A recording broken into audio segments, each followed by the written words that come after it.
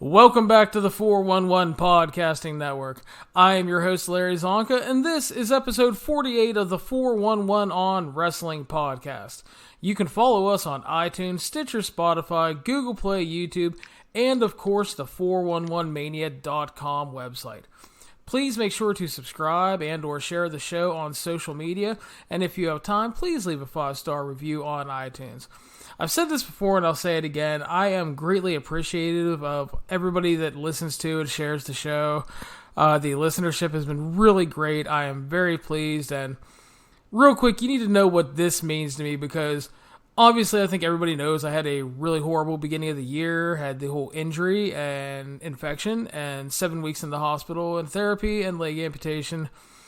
And coming out of that, I wasn't sure what I was going to do. Because obviously I was away from my job for 7 weeks. I was then told that I cannot work the insane hours that I was working before. So I wasn't sure what I'd be able to come back to. Thankfully, Ashish was really cool and accommodative about everything. And he basically let me do just what I love doing, which is reviews and columns. And then he gave me the opportunity to do this podcast. And I wasn't sure how it was going to go because I know there are a shit ton of podcasts to listen to. And so far, this has gone way better than I thought was going to go. You guys have been great. It's obviously just not me. Steve Cook and Jeremy Lambert have been awesome with being my co-hosts for this. They've made the show a lot better. But sincerely, I just want to thank everybody because I really greatly appreciate it. We keep doing really great numbers. Every month is getting better. And I just really appreciate your time. So with that being said, I do want to introduce my co-host, Jeremy Lambert. Jeremy, how are you, friend? I'm doing well. I'm glad the show is doing well because I enjoy doing them. And I remember when you first announced that like you're getting back in the podcast game, and I was excited that you asked me to be on because we used to do these, it seemed like all the time, and now we're doing them all the time again. So we're not growing up, and I guess that's a good thing. Exactly. And hell, it's just fun to, it's like we keep telling everybody, it's just so much fun to talk wrestling, and there's going to be a lot more fun coming here in October as we have the whole Wednesday Night War kicking up and just all kind of stuff going on with wrestling. We're coming off of a really great wrestling weekend, Jeremy. We already talked NXT TakeOver Cardiff, and we talked AEW All Out. Tonight, we're going to talk about Royal Quest and catch up with that show. And then we have several other topics that we are going to break into tonight. The first one, Jeremy, I would like to talk about, and was something we kind of threw around. Underutilized WWE talents.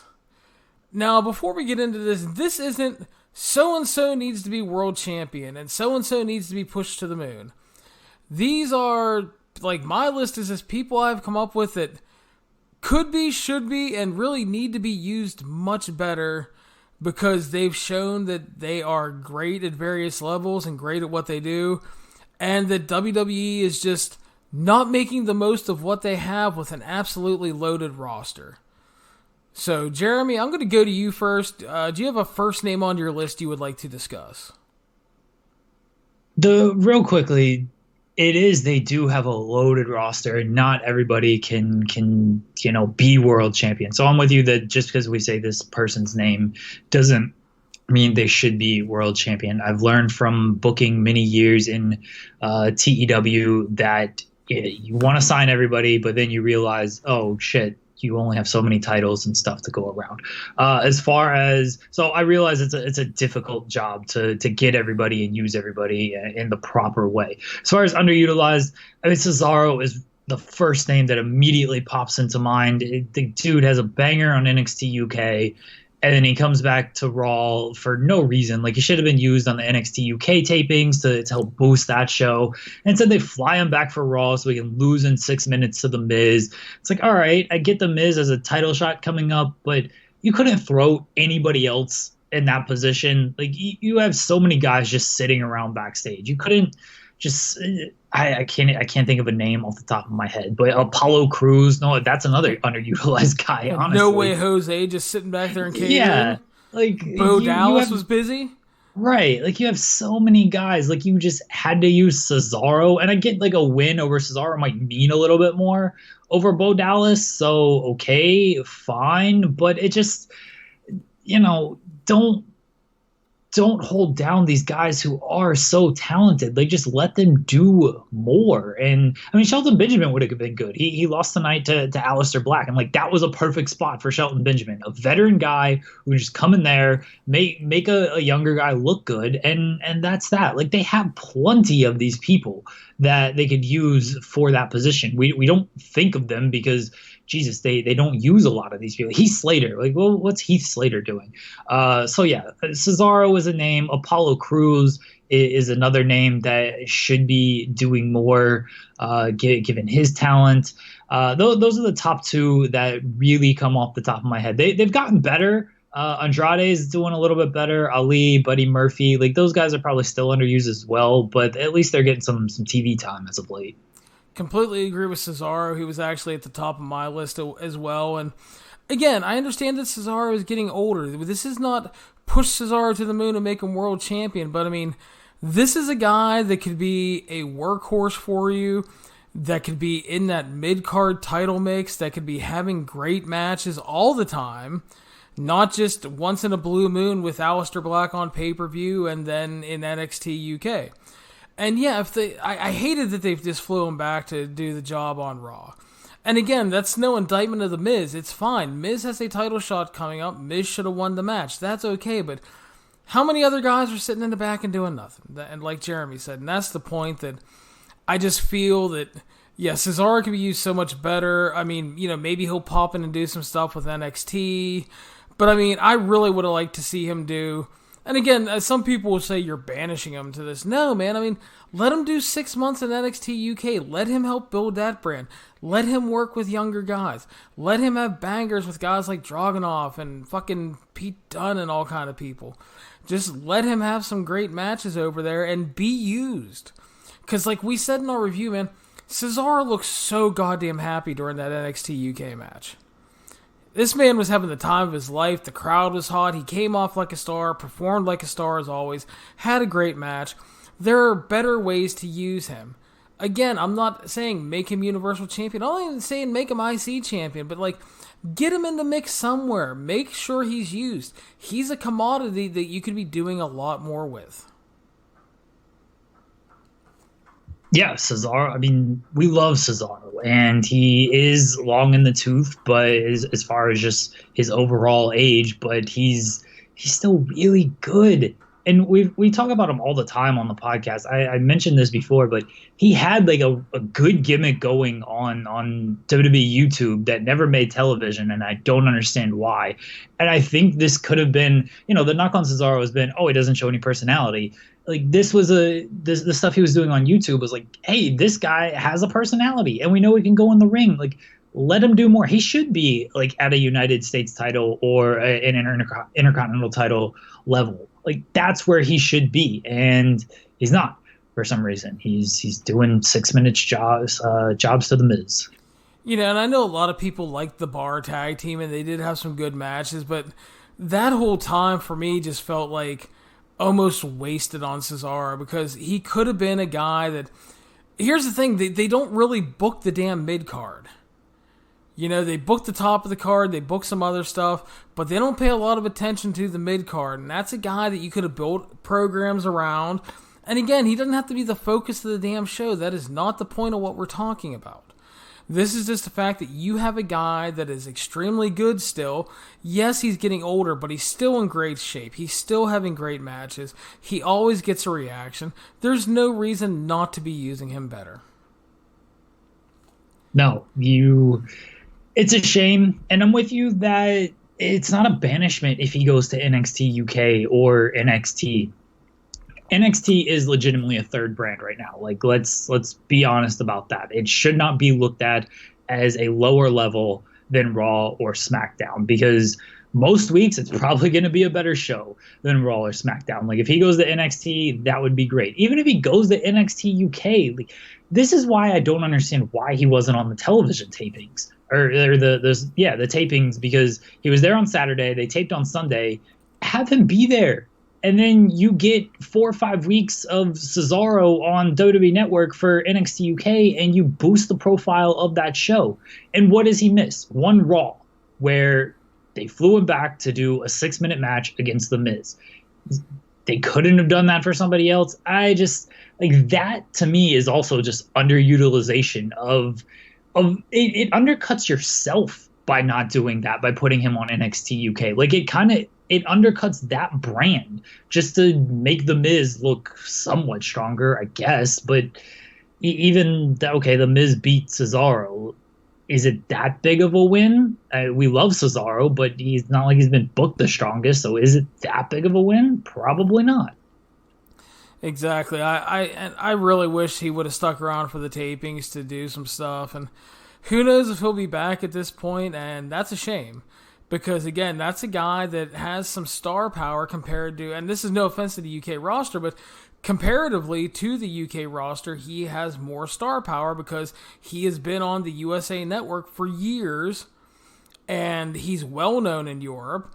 So the fact is, and the other thing is too, is you need to start building up NXT UK some more, because NXT isn't going to be your main weekly draw on the network. Obviously, it's going to air 24 hours later, and there is still going to be people watching it.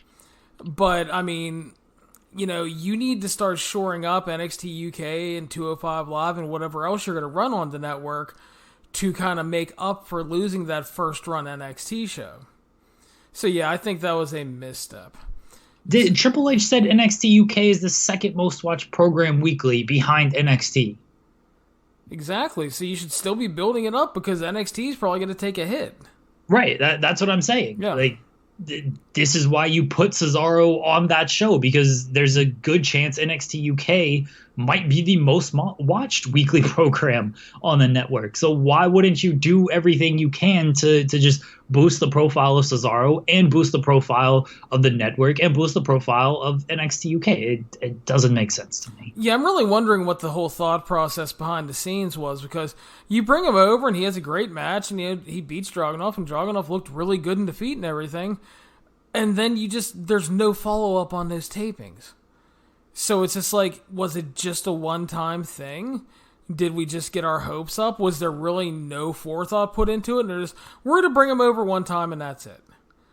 That's what it seems like, honestly. And that's unfortunate because, again, I think you have a missed opportunity. And this is not us saying you relocate the man to the fucking UK or anything. I mean, like, they tape infrequently, like once a month or once every 6 weeks or whatever the hell they tape.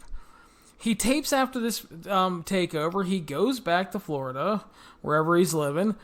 And then, he works TV when they need him. And then it's like, hey, Cesaro, 10 days, we got NXT UK taping. Here's your itinerary and shit. You're going back over and you're working a program with so-and-so. And then again, he can come right back. It's not like we're asking them to relocate the man and inconvenience him. But yeah, it could be used much better. So I agree on Cesaro, definitely. Like I said, he was on my list. Next up, I'm actually going to stick with the UK brand, Jeremy. Someone I know you like a lot. Jordan Devlin. Global superstar, Jordan Devlin. Jordan Devlin, if you just watch NXT UK, you will probably not fully understand why I'm going to talk about Jordan Devlin.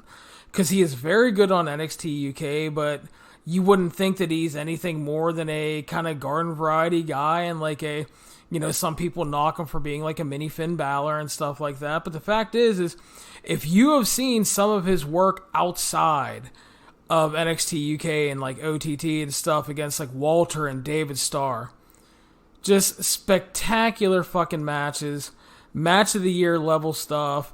And these are not just like flippy-do matches and stuff like that, especially the Walter match, obviously.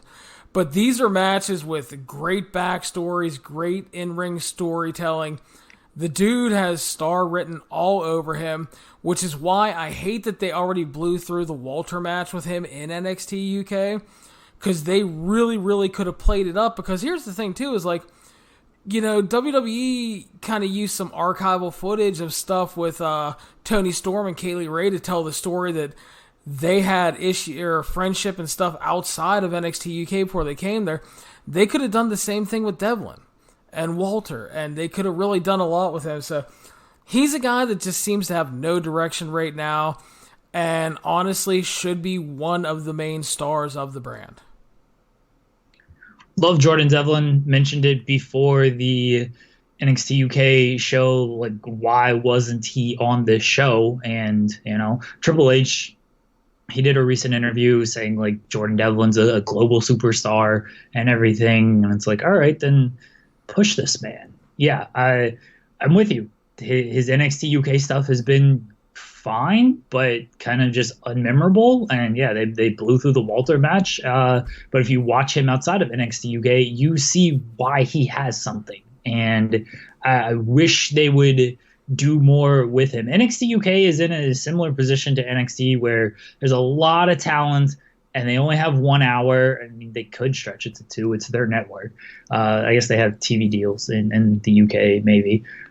But there's a lot of talent, and they have a limited time. They should still be finding a way to do more with Jordan Devlin. And it doesn't look like he was really featured much on the tapings either. I think he might have had a match that he won, but they got to figure out a way to do more with this guy, because he can be a credible challenger to Walter. Like, he can be – they don't have a mid-card title. If they did, like, he would be a perfect guy for that title.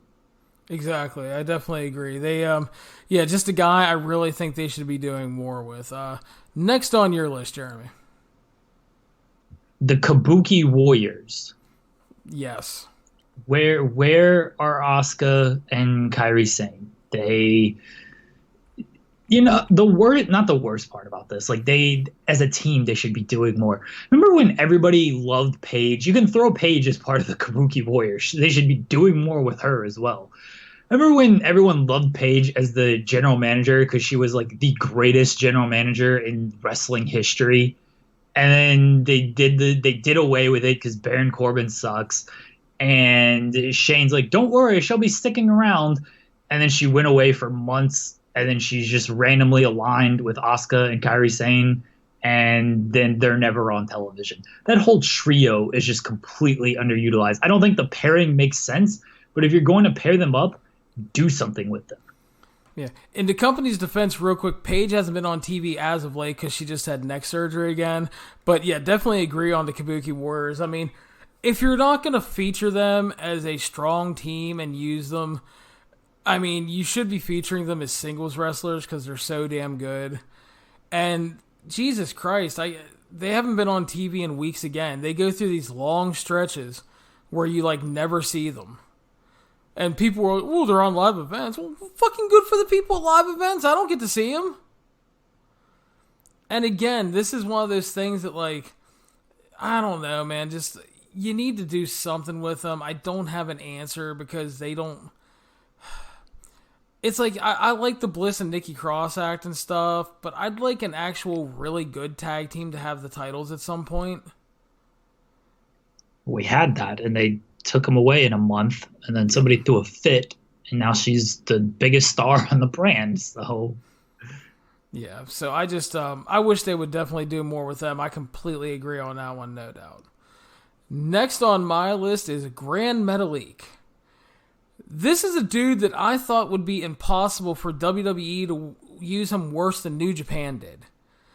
Because when he was in CMLL, he signed one of those dual contracts and worked a year in New Japan. And they essentially did jack shit with him. Dude is great. And he comes in WWE, has a good run in the Cruiserweight Classic. The Lucha House Party is over and stuff, but like half the time he's like not used. And he just disappears at random times, and then he reappears, and then when he reappears, he's doing the job. And it's just like, he's probably unmotivated as hell right now, which I can't blame the guy. But it's like, that's a really good dude that is an extremely great worker that they should be doing so much more with. 205 Live needs to really mix up some of the guys, because like tonight's or Tuesday night's show was not bad by any means, but it was frustrating because they had a Cruiserweight title match set up for Clash of Champions between Drew Gulak and Humberto Carrillo. And that feud made total sense. Carrillo won the title shot. Drew Gulak was his mentor early on in 205 Live. And then he realized how much of an asshole Drew Gulak was, and him and Jack Gallagher left Gulak. And so he earns his way to a title shot against his former mentor to where he can get revenge. So what do they do tonight on Tuesday? They run a match with Lince Dorado, which they had been teasing. And the gimmick was if Lince Dorado won, he got into the match and it was going to be a triple threat. So what did they do? They had Lince Dorado win and killed the perfectly booked singles match. And then afterwards, Drew Gulak attacked. And then Tony Nese, who has been a loser since he lost the title, joined in and beat the shit out of the baby faces. And now he's back being Drew Gulak's best friend because he's a loser.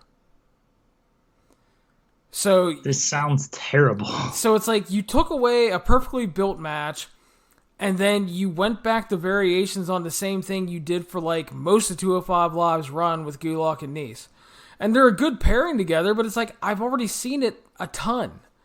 Don't want to see it again. You need to mix in some new guys. You need to shuffle up the card. Grand Metalik needs a shot. Bring it like you've used like Hector or Angel Garza and Isaiah Scott as like guest appearances. Get those guys up there every once in a while. Mix up the roster and stuff. But Grand Metalik is a guy that's just criminally underused and just, yeah, they could do so much more with him. I don't watch a ton of 205 Live. I haven't seen this week's episode. I'm trying to be better about it. I thought Grand Metalik, like coming out of the Cruiserweight Classic, was definitely going to be a guy who, all right, they're going to do something with him, but they just don't know how to do anything with masks like superstars. They really don't. Ray was big because Ray was already big, and they even almost, underutilized him for years until Eddie passed away, and they're like, oh, well, let's push Ray now. Kalisto, I thought, had way more potential than they ever gave him. I guess they gave him the U.S. title, but God, they stuck him in that terrible feud with Alberto Del Rio. Sin Cara, the original one, should have been more. Like they're not good at booking mass superstars. Thank God Andrade is a good-looking person and was willing to take off his mask, because this guy would be nothing if he still had his mask on. Pretty much. So who is next up on your list?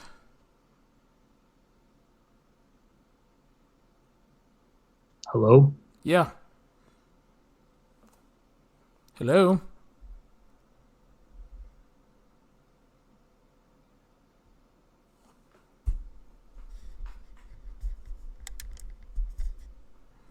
I'm here. Oh, I hear you now. Okay. So who's next up on your list? Oh. All right. This is a weird one, maybe, but just go with me here. Renee Young. And I say Renee Young because she's good on commentary. She's not great. And she admits she's not great. She should be doing more. She should be doing... Remember that sit-down interview she did with Paul Heyman? That was awesome. She should be doing stuff like that every week. I know she's going to hopefully host the studio show. Like, she was great every week on Talking Smack. I think she is better than just being a third wheel on commentary and being, the butt of Corey Graves' jokes every week and getting talked over by Michael Cole. Like, she's really the third wheel on that broadcast team, and she's way more talented than to be stuck with those two goofs. Yeah, I think that's fair. I like a lot of her non-commentary stuff. Like you said, like she was really good on Talking Smack, and that interview with Heyman was really good. I would love to see her do a lot more stuff like that. Her commentary sometimes just kills me, though, because it's a bunch of, oh, damn, I heard that. And then, like you said, Corey Graves, like, just fucking burying her with poor jokes every week. So, yeah, I could do without that. I'd like to see her do some different stuff, because I think she's really good at a lot of that. Yeah, no one thought Renee Young was going to be on this list, did you? That's right. I'm going to go next to Jeremy, to a man that you and I love. He's a god among men, honestly. He has a weird name in developmental, but Big Stokely Hathaway. Yeah. This man has seemingly been in developmental for what feels like 8 years already.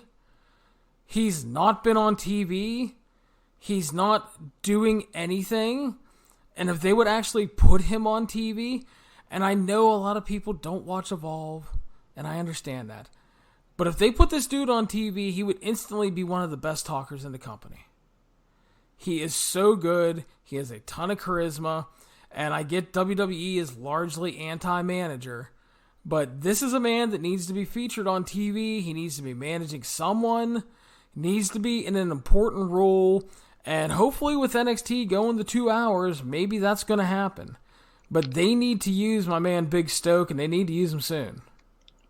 I got a good feeling about Stokely or Malcolm Bivens, when NXT goes to 2 hours and on USA. Got a good feeling. I don't have any actual information, but you get 2 hours to fill. You're going to have talking segments. You're going to have backstage promos. You put this guy on TV for 30 seconds, a minute, however long. Like, that's all he needs. We've all seen his YouTube videos. Like, they're 30 seconds to a minute long. And he gets himself over, and then whoever does the video with him over immediately.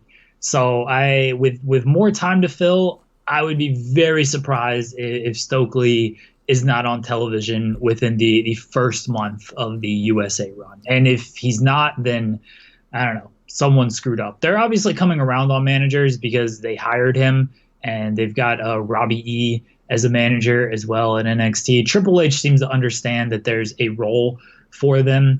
I remember at the tapings when they were doing the breakout tournament, like, there was the reports that Stokely was in the front row, like, scouting, and then that never really played out on television. Yeah, I tell you what, like, right now, like, one story I could see them doing, which would be great, is like, Keith Lee has found himself in a funk. And he hasn't been winning. He's taken some losses to Damian Priest and Dominic Dijakovic and stuff, and you could do a story kind of where Keith Lee's losing his way there, and Big Stoke is the man that can bring him around and turn him into the monster he can be, and that would be great because those guys have great chemistry because they worked against each other and Evolve. So I could see that working really well. That's my first. That's just off the top of my head. You can have that one for free, Triple H. And but yeah, just do something with my man. He's too good to be sitting in developmental working the coconut loop. Agreed. Anyone else you want to talk about? I have one more. Shoot. And I don't even know if he's underutilized because that would mean he's on television at all. Where in the fuck is Rusev? Yeah, apparently he's quote-unquote on vacation. I mean, good for him. I guess that he just took time off, or they sent him home because he was frustrated or whatever, and he's just living the life with Lana and hanging out and not beating himself up. And I mean, that's good for him in a way, but it's just like, yeah, oh my God, that's another guy that if he's not going to be world champion, which you could have made an argument easily that he can be, that's another guy who easily could have been one of your mid-card workhorses, always in the mix for a US or IC title, and always a guy that you could heat up for a title shot. I don't, they went wrong with him several times. They kind of like never really embraced the Rusev Day stuff when he was insanely over, which I don't know why. It's duly like noted. It's like he got fucking over organically. And how dare you do that, right, Zack Ryder? I mean, how fucking dare you, right? Yeah, don't do that. Zack Ryder, he's not underutilized at this point because it's past his time. Oh, yeah. But in history, that guy went out and started his own YouTube show and got himself over. And now, like, this is what everyone does. Like, Zack Ryder was so far ahead of his time. Not so far, but he was definitely ahead of his time with that YouTube show. And, and then it's like, the elite guys owe Zack Ryder a lot. yeah, it's that one is always so frustrating to me. And again, this does not make Zack Ryder the world champion, but yes, he had some IC and US title wins, and he has like got a tag title win recently and stuff like that. But it's just like, that's another guy who is in great shape. He worked really hard. He was having good matches. No reason he should not have been a mid-card workhorse that can sit there and do the mid-card title stuff. And he's also a guy that, like, depending on how you do things, I mean, he's a guy that you could rarely, when he was so over, you could have heated him up for a random world title match on TV. I'm not saying pay-per-view, but you could have built it up, and, like, he could have ran through some guys, and you could have been like, it's like, Zack Ryder is, he has like a 10-week winning streak, and the WWE's taking notice, and next week he's going to face whoever the fuck is the Universal/World Champion, and you build it up and people are into it and it's a fun match. That's all you need to do with them. Just use them better, but they didn't. Yep, pretty much. But yeah, I completely agree on Rusev, and I'll go with my last one. I know one we'll agree on. Drew McIntyre. Yeah, Drew. This is a guy, I kind of put him in the same position as like a Samoa Joe, where they're underutilized because they could be world champions, but they're still on television every week. It's just they could be world champions, and they're not. And okay, no, there's only 2 world champions, but you could still find a way to do more than these guys. Drew, they just stop and start, and Joe is kind of the same way. That's the thing. They start and stop with him so often that it's really damaged him. And that's a problem. And that's a guy that I think, because he said he wants to do it, that's a guy that could greatly benefit from like a 6-month stint in NXT UK. Just get him away from the main US roster for a while, because they're not doing anything with him. It does him no good to win a match and then lose a match, and then win a couple matches and then lose a match, and then always lose to Roman Reigns. And you just need to he's a guy you could do a lot more with. Great look, good wrestler, not bad on the mic at all. He could be doing so much more. And he's just a dude that it feels like they're really confused with. It's like, we brought him back, we took him off the indie scene, he did really good, and we're glad we have him, we just don't know what to do with him. Yeah, pretty much. So that's our WWE underutilized performers talk. Gonna move on to New Japan Pro Wrestling and Fite TV. The Royal Quest show 2019 aired over the weekend on Fite TV, and I think I could put it as bluntly as possible. It was a clusterfuck. It wasn't good. Yeah, I mean, the first match, you couldn't really hear commentary at all. There was feed issues. The commentary issues continued into the next couple matches. There were feed issues throughout pretty much the first 4 matches. Made them almost impossible to watch at times. I don't know where all the blame fully lies, but it's just the fact that I know this. I don't have these problems on New Japan World, and I had similar problems to this when they did the shows in Australia. And I reviewed the Southern Showdown or whatever it was called from Australia. I had problems like this too. And it pisses me off. And fans are pissed off because they pay for New Japan World and they expect to get all these New Japan shows. And then it's like, yeah, we're going to do this show in the UK. Awesome, that's great, a UK New Japan show. Yeah, but fuck you, you have to pay $25 if you want to see it. But don't worry, like 48 hours, we're going to put it on New Japan World if you paid for it and got the fucked up version.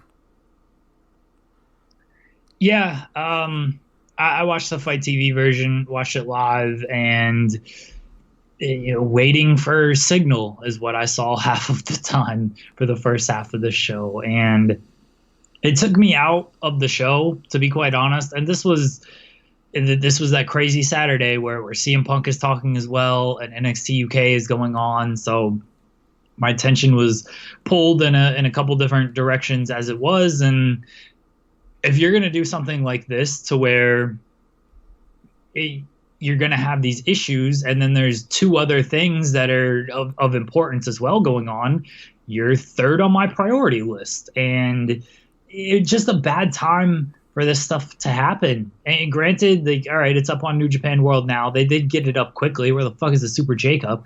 They did get the show up quickly at least. But yeah, if you paid for this show, then you kind of feel pretty screwed because you didn't get the first half of the show. And I imagine if you paid for this show, you're probably a New Japan World subscriber anyway. So it's not a good look for Fite TV or New Japan. And I don't know who to put the blame on, but whoever it is, it's not good.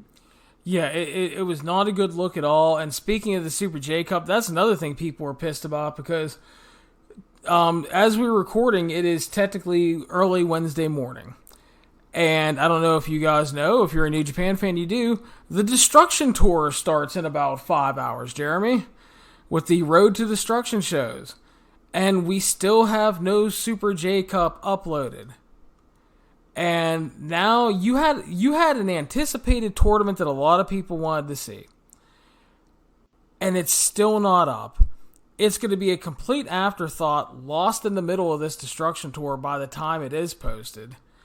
It's extremely frustrating. For me, it's frustrating because I wanted to see it, and secondly, because of my scheduling, because now I'm going to have to fit these shows in whenever the fuck they get uploaded, and they're probably going to be about 3.5 hours each.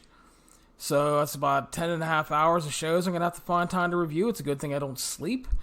But it's just the fact that it seems absolutely ridiculous that in 2019, when they offer so many shows on New Japan World, you couldn't find a way to get the Super J Cup up either quicker or do it live. Or why didn't you go with Fite TV for these and like bundle them as a 3-day package? Because now it's like, I wonder how many people are actually going to watch them, because I know a lot of people that once you have a show, if it's a couple weeks past, a lot of people won't go back and watch a show because there's so much other shit to watch in current time. So I think that was a huge misstep with the Super J Cup that kind of minimalizes its overall impact. Nowadays, in 2019, you can't do a show and then wait over a week to air it, unless it's a television show, because NXT UK, even when they did like the Cruiserweight Classic or the Mae Young, and at least they did the finals for that stuff live. But you can't do a television show, or you can't do like a big event like this and then wait over a week to put it on, because there is so much stuff happening. And with, the television show is obviously weekly, episodic, longest running, whatever. Events, all right, you got the Super J Cup. If you're trying to avoid spoilers, then you don't know who won, but then they've already held an event, which was Royal Quest, so you know who won, and now they're going to have the Destruction Tour, and so you've already seen past what this show is that's going to happen and play out. So when they did the Super J Cup, yeah, it should have been on Fite TV the day of, or 24 hours later. It should have been on New Japan 24 hours later. It should have been available on Fite the day of. But now that it's been 2 weeks now, I think, at least a week, and it'll be 2 weeks by this weekend, it just, all right, I might go back and watch them because I'm sure there are some good matches, but it all feels inconsequential, and it shouldn't. Because this should have been a big tournament, and it's Liger wrestling in these arenas for the last time. Like, this should all feel like a big deal, and it doesn't anymore. Yeah, they completely minimalized the overall impact, and it's a real shame. Because I was really looking forward to these, and now it's to a point that it's going to feel like work when it normally doesn't for me. Because now it's like I'm going back in time, and I don't like spending time going back. That's why, like, every once in a while I like doing a retro show with Steve, but there's too much current shit going on for me to do that most times. So I just, yeah. So, very unfortunate. But speaking of Royal Quest and the fuckery of problems, we will run down the show here. Started off, Jeremy, Rocky Romero, Sho and Yo defeated Taguchi, Ren Narita, and Shooter Umino in 8 minutes. I thought this was a pretty good little opener. They had a good crowd. The UK crowd was chanting for Shooter.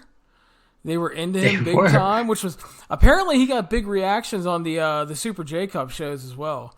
So the Moxley pairing apparently helped him a lot. He's over everywhere. And but yeah, they had a pretty good little basic opener. It was pretty much what you expected. Rocky Romero and 3K1. It was pretty good, and it was fine. The crowd was really good. They were really good all night too, much like the Cardiff show as well. Crowd was great the entire night. The fact that like they were so into this match and chanting for Shooter, and just. Yeah, it stuck the whole way. I was worried that by the end it might be a little burnout, but no, they were there all night, and that was boosted this show. Yeah, and it's tough to 3K is good. Taguchi is fine, especially in these tag matches. Shooter's he's over, and Rin Narita is the best wrestler in the world, so Yeah, it was a fine opener, and the crowd made it that much better. Yeah, and speaking of Taguchi, man, oh my god, the crowd was into everything. They just wanted to see all the Taguchi spots. And it's just definitely. And again, that was perfect putting him in the opener. Because you're going to get that great reaction, and like 3K and Rocky are always really good. So yeah, it worked out really good. Perfect little opening match. Moving on, Juice Robinson and Kota Ibushi defeated Yujiro Takahashi and Hikuleo in 9 minutes. Jeremy, your thoughts? And nothing much to this match. We knew who was going to win. You said in the preview, like, you thought Juice should have gotten the pinfall. I agree with you. Like, Kota didn't really need it. It would have been better if, like, just give it to Juice. It's not a huge deal, but it just visually looks better if Juice just gets his pinfall. But this was what you expected to be, a quick little match with one major star, one semi-star, and two undercard guys. Yeah, perfectly solid match. Right guys won, but like you said, I would have preferred Juice won. I got the pin. Next up, in a non-title match, the newly named Birds of Prey, Will Ospreay and Robbie Eagles defeated Junior Heavyweight Tag Team Champions Taiji Ishimori and El Phantasmo in 11 minutes. They had a great little sprint here that I thought played off of the established feuds well. The baby faces got some revenge. The crowd was absolutely great here. And this is setting up a junior tag title match here on the Destruction Tour, Jeremy. As you said, good sprint. You put these four guys in there with each other. It's tough for them to have a bad match. Honestly, if you give them less time, it just means they're going to go all out that much more. So the sprint worked to their favor here. The crowd was obviously into Ospreay, Eagles, Phantasmo. So this worked out really well. I love this match. This is a quick match that you can easily just throw on, digest it, and you don't blink, and you take it all in, and you're like, okay, that fucking ruled for the 11 minutes that it was on. Yep, and that's perfect too, because it was an undercard match, did not need to go long, and like I felt they left a lot of meat on the bone, and I mean that in a good way, because they are doing the rematch, and it's a semi-main event spot, so they're probably going to get closer to 20 minutes this time. So you need to leave things on the bone so you can come back and do some new stuff. Right winners, obviously, because not only do you set up the title shot, but Ospreay winning in the UK just made sense. Crowd reaction was evidence of that, because they were into everything. They loved the match. They loved the title challenge afterwards. Just great stuff all around. First really, really great thing on the show. Up next, Naito and Sonata defeated Jay White and Chase Owens. I thought this was pretty good. It was basically there to continue Naito and Jay White, sorry. It was largely night off Naito, though, with Sonata and Chase Owens working most of the match. Post-match, we got the big angle, obviously. White attacks Naito, nails Sonata with a chair. Naito fights back, hits Destino, and then covers him for the visual pin to continue setting up their IC title match coming up on the Destruction Tour. Naito didn't give a fuck about this match. I'm not saying that he mailed it in. I'm saying that he realized this is some undercard tag team match, and he's getting up there and he's kind of beaten up, and he realized, I ain't really got to do shit for this one. And so that's what he did. And you know what? Sometimes you got to do that. It was fine. Get ready for a lot of that here on the Destruction Tour, brother, because they're running variations on this match the whole tour. Yeah, Naito is just going to be like, all right. I mean, he can get away with it, especially in these undercard matches in places where he doesn't visit that often, because he was still over and everything. He's like, all right, I'm just going to come out here, music's going to hit in a be tranquillo, and that's that. And you're going to love me, and I'm not actually going to give you much. Yeah, and I'm not trying to be overly critical. I mean, it was night off Naito, but the thing is like, I don't need him killing himself in a 13-minute tag match. It's just a setup for a bigger match. He did some of his signature shit. They did the post-match angle, and they're going to do that all tour long. And that's fine, because he does need to rest up, because my man is not in the greatest of shape between his neck and knees. Next up, the champions, IWGP Tag Team Champions, the Guerrillas of Destiny, defeated Aussie Open in 14 minutes. I thought they had a great tag match here. I thought Aussie Open looked really good, even in the loss. It was nice to see the Guerrillas working really hard again like they did in the Briscoes matches, and the crowd again was completely awesome here.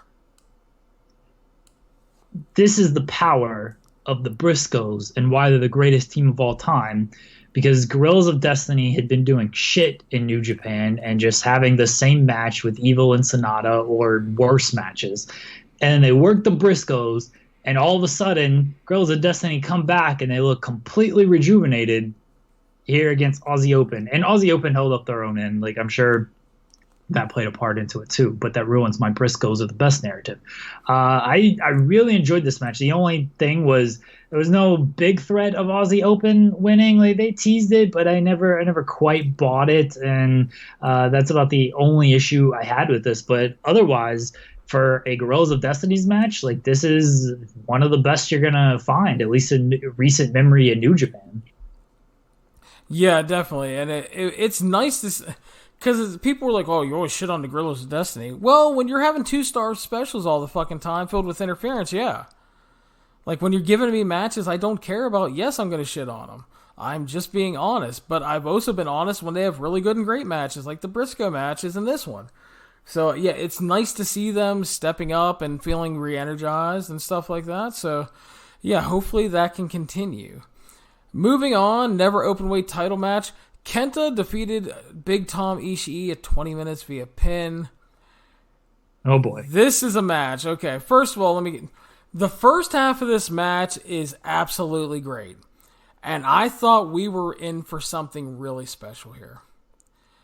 And then they picked up the intensity. Kenta hit a German. Big Tom popped up, dumped him on his head with a German. And from that point on at the halfway point, Kenta was fucking out of it. And I'm not talking just dazed and confused. My man is stumbling around. He's having trouble standing, period. And this is a point where they really either should have stopped it or just gone home immediately. They needed to do something. But it carried on for about another 9 to 10 minutes. And the worst part of it is they just kept doing the match they had planned, which meant they were just beating the shit out of each other. And again, Kenta's just looking out of it, and then you had Bullet Club bullshit with the Guerrillas of Destiny getting involved, and Kenta wins the title, which is the right call coming off the Shibata angle. But then after the match, it's scary as shit, because he has the title, and he's trying to climb the ropes to do the big celebration spot. This fucker can't even get up on the ropes. He's about to fall on his ass. So some are saying he got a concussion, some are saying he didn't. The fact is, he got knocked the fuck out and didn't know where he was. And this isn't like a big indictment. Oh my god, we need to stop every match every time someone gets a little dinged up. But I mean, this did not need to go as long as it didn't continue after that. I don't know what you think, Jeremy, but that's just my thought. This was tough to watch. Very, very tough to watch after Kenta got knocked out. And look, it looked like a concussion. I'm not a doctor. Kenta tweeted out that he went to the hospital and he was fine. Sure, maybe he was. Maybe it wasn't a concussion. Again, I don't know for certain, but he was clearly knocked out. He couldn't stand. Him and Ishii just they blew a lot because they were still, as you said, they tried to work the same match, so they're doing like suplex spots, and they're falling over and stuff because Kenta can't lift anybody. There was one point where Ishii pinned him, and Kenta clearly forgot to kick out, and so the ref had to stop his count so Kenta could kick out. And it was so tough to watch. I felt uncomfortable watching this. I'm with you. You don't need to stop a match every single time something like this happens, but you also don't need, and like just end it, but you also don't need to go for another 13 minutes or however long this was. It felt much longer. Like, it really felt like they went, like you said, the match was only 20 minutes. It felt like it was 20 minutes after he got knocked out. Like, that's how just slow and uncomfortable I was watching the second part of this match. Call an audible at that point. Like, look what Taker and Goldberg did. They realized that shit was falling apart, and Taker's like, take this fucking choke slam, stay down, and that's going to be that. Like, That's what they should have done here. Just call an audible, get it home, and get out of there because, I felt uncomfortable watching this, Larry. I really did. Yeah, it was, and like I said, the scariest part really was after the match. I mean, it was obviously uncomfortable during it, but after the match, watching him trying to climb the ropes and just looking like he had no mental capacity to be on his feet, it was really scary. So, I mean, he's supposed to be working the tour, and he has a big match with Ibushi coming up, and hopefully he's okay. But yeah, it's just you needed to do something, need to go home early. It's just not good. And that's part of that is just on the company. You need to train your referees better. Because obviously, in New Japan, trust me, I understand that it's hard hitting and shit kicking and they're going to beat the hell out of each other. And I love a lot of that, especially my big Tom Ishii matches. But when you have one guy that's out on his feet and they just continue slapping and punching the shit out of each other and they're not holding up. I mean, those forearms and slaps, man, that's flesh hitting flesh. There's no thigh slapping going on, So they're just, and that is obviously not just going to bring Kenta around magically. It's not like when Hogan got knocked out and the Macho Man dropped a bunch of elbows to revive him. This is not the fake bullshit. This is the real shit going on here. So yeah, it's very uncomfortable, very unfortunate, and hopefully, I obviously don't know the New Japan innards and like the inner workings and all that, but hopefully they you need to take stock of something like this because you can't let a dude get his bell rung or have a concussion or whatever it is. But we've watched enough MMA, Jeremy. He was out on his feet for a while. They're lucky it wasn't worse. Exactly. Like, it was bad. It was definitely bad. They're lucky it wasn't worse, especially with the strikes they were throwing and stuff because like Ishii really could have knocked him out cold with one of those strikes. And then it's like, all right, what are you supposed to do from there? So they're really lucky that it wasn't as bad as it was, and it was already really bad. And they're lucky Kenta didn't get more seriously hurt or even worse, hurt Ishii in the process. Yeah. I mean, it could have been catastrophically bad going for spots during this with one or both of them getting seriously hurt. So hopefully they take some stock in that. It's the first half was really excellent, but yeah, it's just after that KO spot, man, it fell apart. It did. So, it really did. Very unfortunate because I know a lot of people, including us, were looking forward to that one. Next up, we will move on to happier things. Your ace, my ace, the ace of the world, Hiroshi Tanahashi, defeated the Rev Pro British Champion Zack Sabre Jr. at 17 minutes via pin in a match that did not count because Taka wasn't there and because of fucking Brexit. Those fuckers. That's right. But we can't diminish the Ace's accomplishment. They were 3-3 going into the match. He takes the lead in the series. I don't know what else to say other than these guys did it again. They delivered another great match. Tanahashi was trying to play Sabre's game. He overcame. The work was smooth. It was effortless. Tanahashi was obviously over huge. The win got over huge. I love my ace. Zach is just next level grappling expert. He's so good. And these two guys, I know people are like, I can't believe they're having another match on the Destruction Tour. I understand that to a point, but I'm not going to sit there and go, damn it, another great Tanahashi-Zack match. No. I mean, I'm okay with it. But, yeah, this was great again. I love these guys. And huge pop for the title change. Yeah, look, everyone knows I'm a big Zack Sabre fan. And him and Tanahashi have great chemistry. It's a very easy story to tell with Tanahashi's injuries and Zack Sabre's style. It's always great. This was no exception. The booking is what I maybe question because we discussed it in the preview. Like, if you're telling this Tanahashi is down and needs to come back and redeem himself kind of angle, winning this title doesn't exactly play into that story. And so now I'm just kind of like, all right, where is Tanahashi? Like, I know he's always going to be at the top of the card, but like, what kind of angle are they going with here? Because the G1 run was obviously disappointing by Tanahashi standards. And so it's like, all right, what's he doing? And now, okay, well, he won this, so is he just Tanahashi again? And the G1 was just an aberration type thing because there was a lot of good talent in it. So it'll be interesting to see how it plays out. Again, New Japan has built up so much goodwill that you can give this time where in other places you would maybe think like, all right, well, they don't know what they're doing and they're just putting the title on Tanahashi because it's Tanahashi. So I'll give it time. I'll see how it plays. But it's a little bit questionable to me coming out of this show.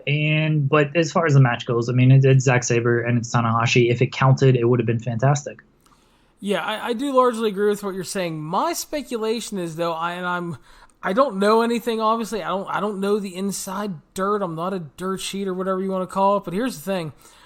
I'm wondering if this may lead to a sustained Tanahashi title run. And I'm wondering if Phantasmo beats Ospreay in October for the junior title, and this leads to Tanahashi and Zack at the Dome. Or Tanahashi and Will Ospreay at the Dome. Yeah, I could see it.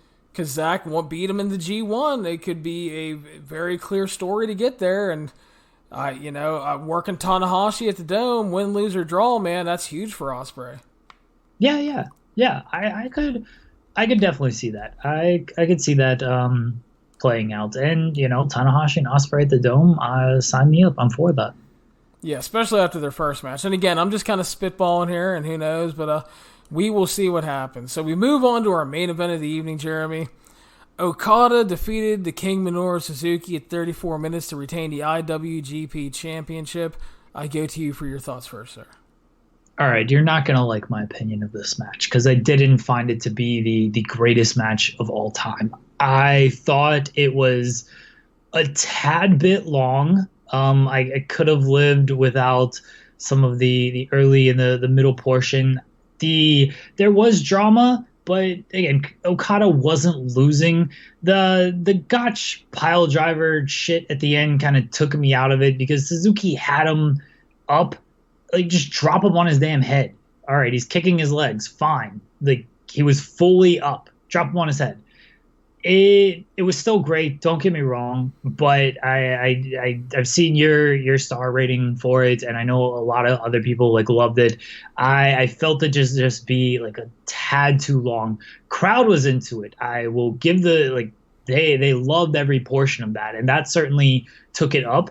But I just watching it at my home, I was like, all right, that was a very good match. I'm not trying to say it was terrible or even average or anything. It was very good. It just felt long to me.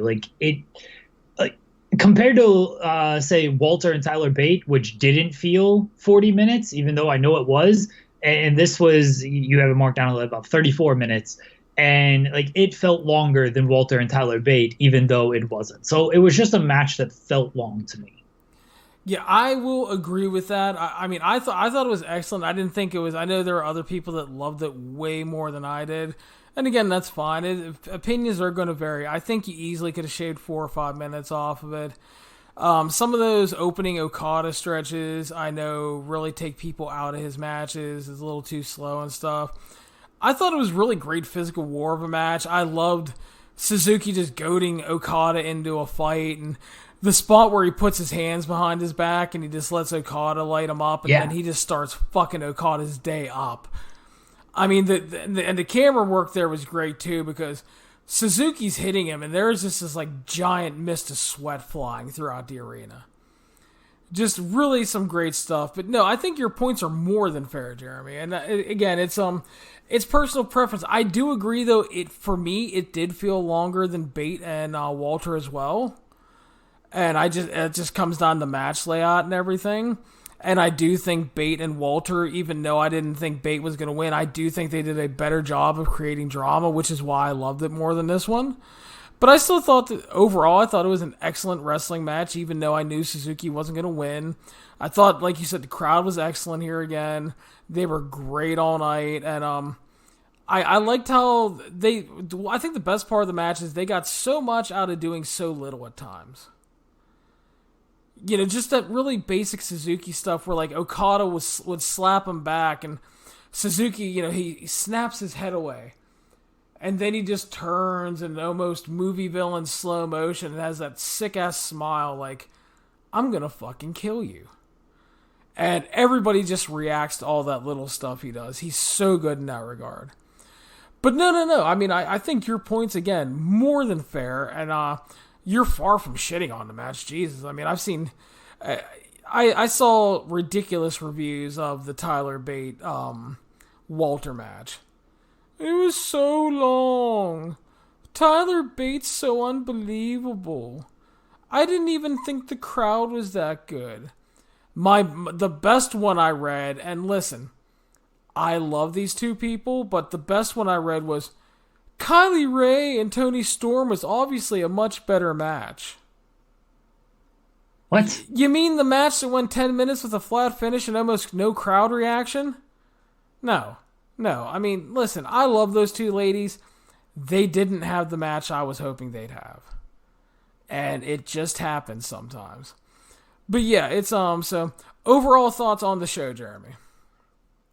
Good show overall, outside of the issues from Fite TV that or whoever that kind of took me out of the first portion of the show. I can't really forgive that, but the last two matches were very good.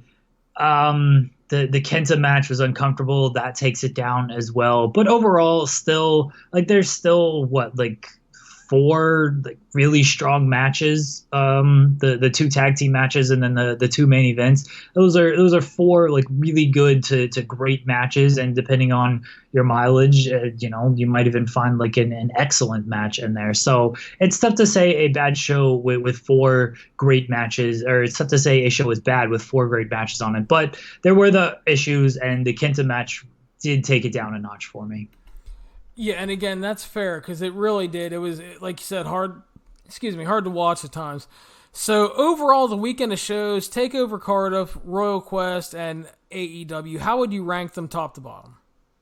TakeOver Cardiff would be my best, because start to finish, it was the easiest watch. I'm sure it was the shortest as well on time, and it had the best match. So those are the two things I want. What was the best overall match, and what's the easiest that I could just sit down and watch? And that was it. And it's not even like there was, bad matches on TakeOver Cardiff. The women's match was disappointing, but aside from the main event, the tag team match was fantastic.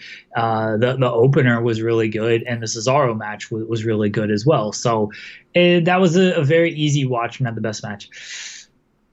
I will give a slight edge to Royal Quest over All Out, and I think that just comes down to match quality. All Out certainly felt like a bigger show, and so if you want to kind of grade it on that scale, I can see where All Out has the edge. Royal Quest was a good show, but in the grand scheme of things, it was a setup show, and it did have the Tanahashi title change and everything, but for the most part, it was all right, we're setting up stuff for the Destruction shows here.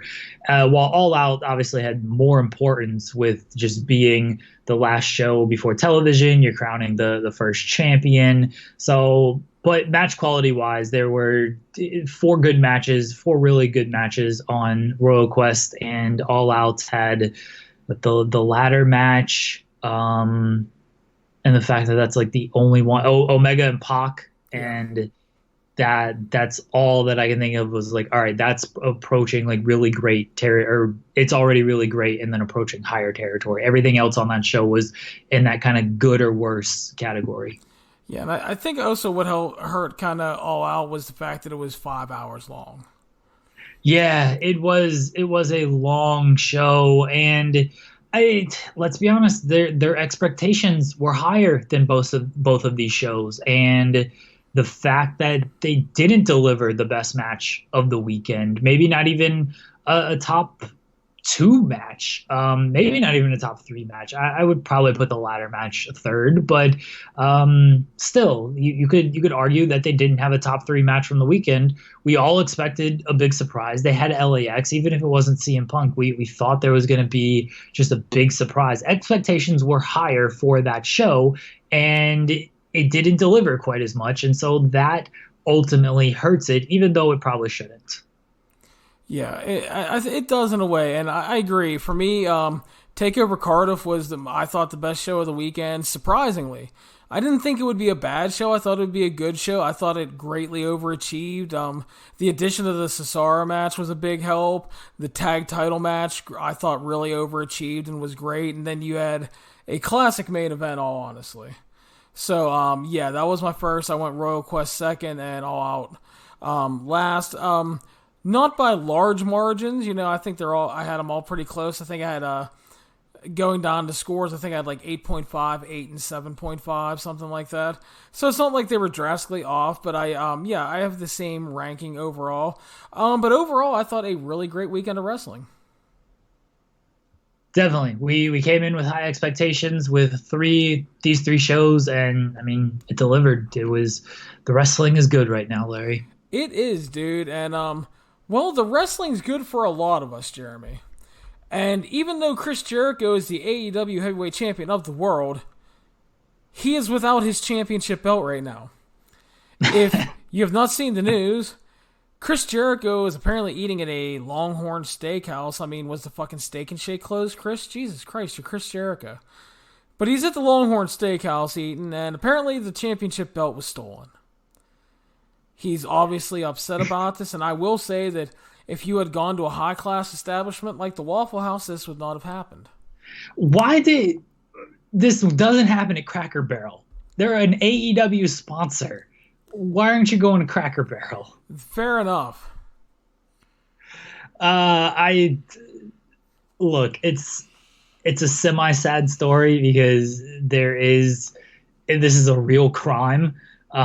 So I hate to laugh that this is a real crime that was committed. Like, this is a theft, but it's professional wrestling, and this guy won the title, went to a Longhorn Steakhouse. He just goes to a chain restaurant. You got all that money. You got the Saudi money, you got the Khan money, and you're going to Longhorn. You can't go to Ruth Chris or something. And I guess that's a chain too, but at least it's a high-class steakhouse. And he gets the title stolen. And then, I mean, they're turning it into, like, they're not ignoring it. He's cutting promos in his jacuzzi, like, launching a worldwide investigation. And Cody's tweeting, like, should have gone to Outback and stuff. So it's not being ignored. It's funny. It's honestly really funny. And hey, I'm interested in being the Elite this week. If they don't do something on this, then what's the point of that show? They better, but I have decided I am going to investigate this. And I busted out my Ouija board and I contacted the greatest detective of all time, Leslie Nielsen. Nice. And obviously the man who found The Undertaker. I mean, who else would I go to in a wrestling story? And I have narrowed down a list of suspects, Jeremy. All right. Number one on my list with a partner, I think we have to look no further than Adam Page and Hunter Horse Helmsley. Yeah, that's fair. That's very fair.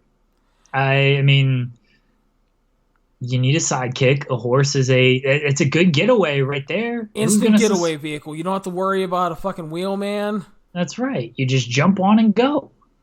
And Adam Page definitely has the motive. He lost. He could be bitter. He looked kind of sad after the match on being the Elite. He looked very down, looked dejected.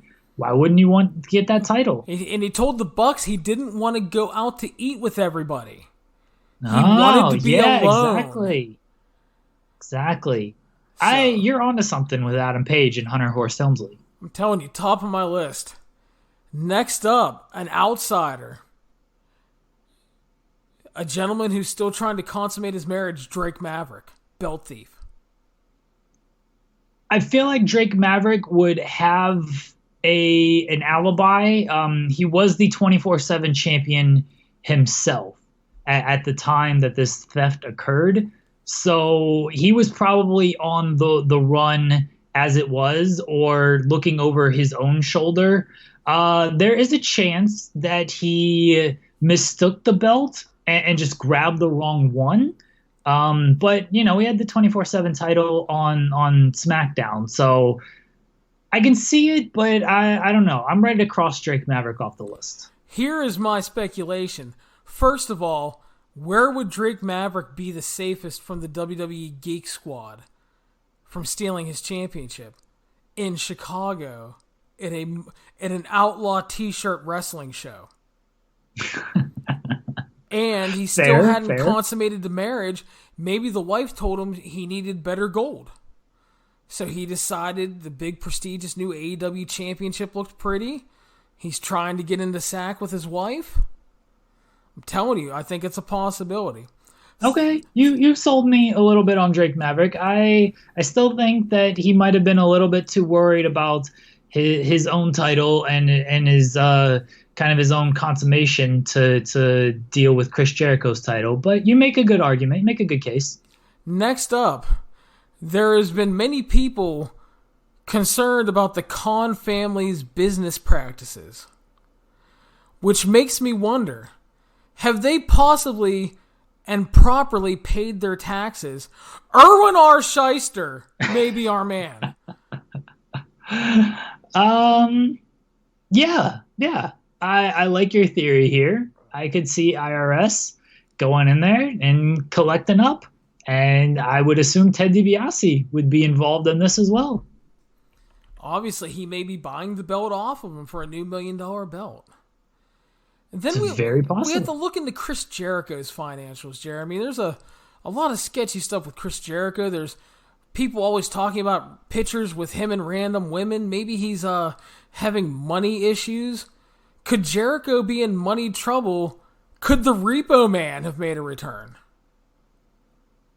I like the Repo Man better than IRS, actually. Fucking love the Repo Man. Look, I don't know Chris Jericho's financials. I would think he is well off with the Saudi money he got and then the Khan money. But the man likes the bubbly. The man likes to live a lavish lifestyle. It's possible that, he's got private jets. He's got a mansion and everything. So, all right, yeah, he might be well off, but is that just appearances right now? He might be living above his means. I mean, that Saudi money doesn't last forever. Right, yeah. So it is very possible that he is living above his means, and, he acquired this big gold belt, and so the Repo Man was like, listen, we need some collateral here, and so this is what we're taking. My last suspect is someone who was backstage at All Out. He was in Chicago the entire weekend doing StarCast stuff. He was backstage when Jericho was ranting about winning the title after his match, and reportedly from a DM conversation, had some heat with Jericho. My final suspect is Evolve commentator Lenny Leonard, if that is in fact his real name. All right, I'll take your word for it. I don't know enough about Lenny Leonard. He was there. Pretend like I do. I've had DM conversations. I found out there was some heat with Jericho. Apparently Jericho was yelling. He was one of the guys Jericho was yelling at backstage directly. And maybe Lenny just had enough of this shit and decided, you know what? Evolve doesn't pay well enough. I'm stealing this fucker and I'm going to get paid. I'm going to hold it for ransom. I'm telling you right now. Suspect on the list, Jeremy. Don't discount it. All right. I don't know enough about Lenny Leonard, so you seem to have a better fingerprint on him than I do. So I like your list, and so I'm not going to doubt your inclusion of Lenny Leonard. Let me throw this name at you. Shoot, I'm ready. Stokely Hathaway. You can never discount Stokely Hathaway. I mean, this was a man who was selling hurricane relief kits for $20 with nothing in them. No steamed hams, like he promised. He's always out to make a buck. Here's my theory. The man doesn't have his CD player yet. We're still missing that. What if this has all been a ruse and Stokely Hathaway always had the CD player, and now he is going to try to pair the suspect from the CD player and the suspect still stealing the AEW title and try to pin it on that person. But again, it's a ruse, and Stokely has both in his possession.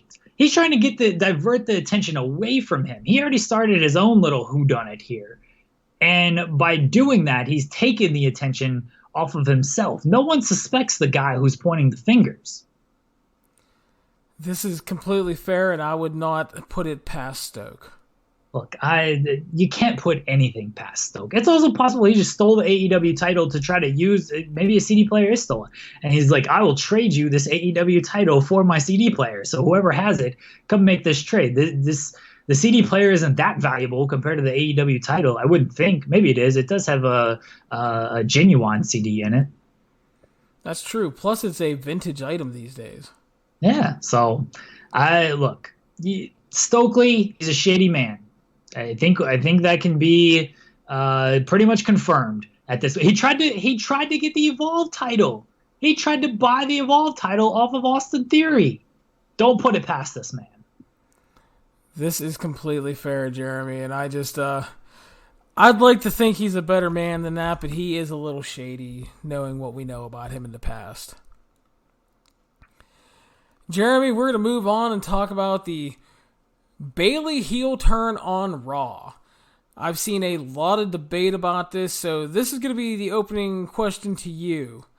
The Bayley heel turn, a much-needed coat of paint, or is WWE dangerously possibly ruining another, what should be a big babyface star like they did with Sami Zayn in his heel turn?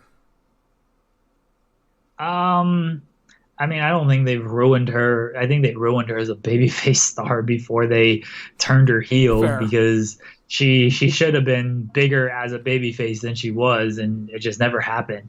I think it's good. I'm not even fully sure. I mean, she's definitely a heel. Like, she attacked Becky Lynch.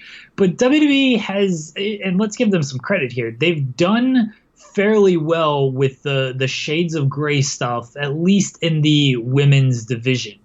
It started with Becky Lynch, and I know everyone's like, oh, they're trying to make Becky a heel, but they kind of reversed course on that, and they played to the crowd reaction, and they turned around. Like the stuff with Bayley on SmackDown was, I'm sticking up for my friend. This is what I told you guys I was going to do. I like a heel that feels justified. And it was the same thing with Sami Zayn. Like, they feel justified and they speak the truth with their actions. And then you got Charlotte coming out, and she is like pretty much a heel. Like, there's not too many shades of gray with Charlotte. She's the queen.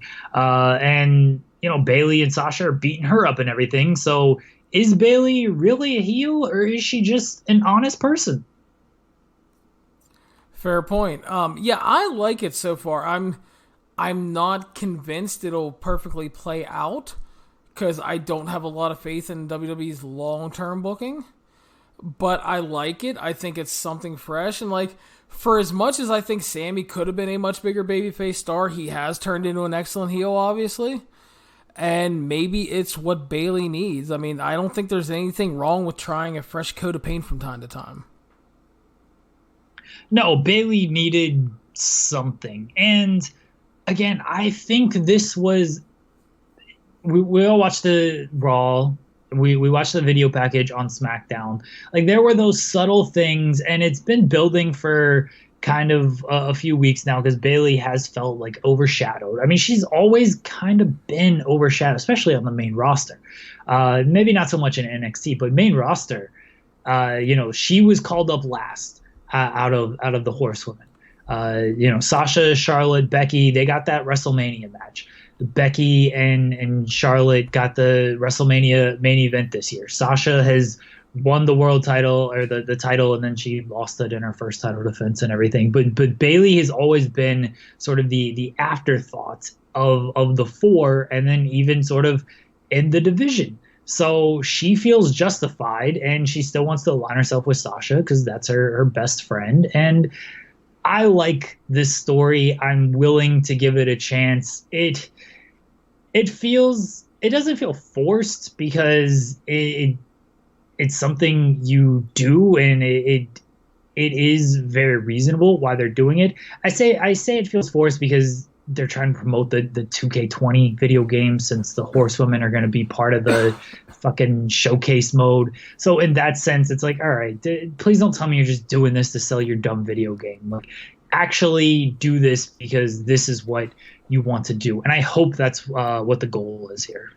So do I. Yeah, I definitely think it has potential, and obviously playing off of Sasha because they are such good friends in real life is going to help. And yeah, I'm going to be interested to see how it plays forward. I said in my SmackDown review, I was kind of sad that Bayley came out to the same music and entrance. I was hoping she would come out to like some wacky like heel doink version of her music and then start slashing up the inflatable tube men.